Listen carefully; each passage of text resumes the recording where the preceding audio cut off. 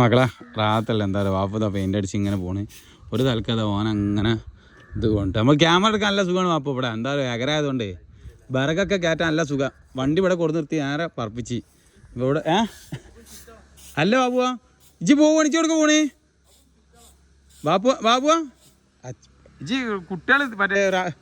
ഇതിനായിട്ട് പോണായിരിക്കേ പൂച്ച കുട്ടികളായിട്ട് എടുക്കാൻ പോകല്ല അവിടേക്ക്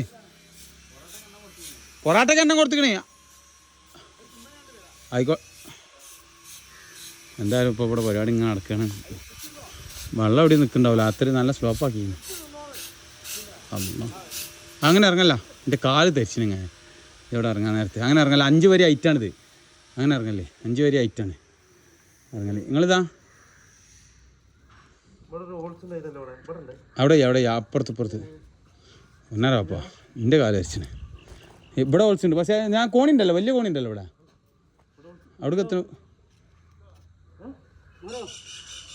ഓൻ്റെ തോളത്ത് കാണിച്ചോളി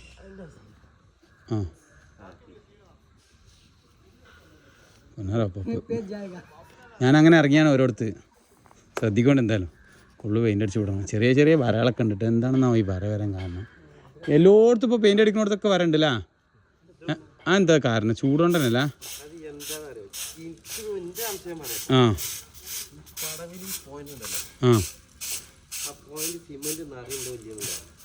ഇതൊക്കെ പെരുന്നാർച്ചാണ് കുത്തിയറച്ച് ഫുള്ള്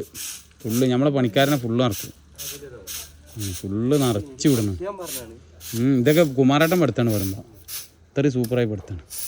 ഇവിടെ കണ്ടെങ്കിൽ പൊട്ടണ് ചെറിയൊരു വര എന്താ ഓരോടത്തുണ്ട് ഈ വരട്ടെ ഇനി 1 മീറ്റർ കൊടുത്തിട്ട് തൂക്കാണെന്നാണ് അതും അറിയില്ല എന്തായാലും ഇൻഷാ അല്ലാഹ്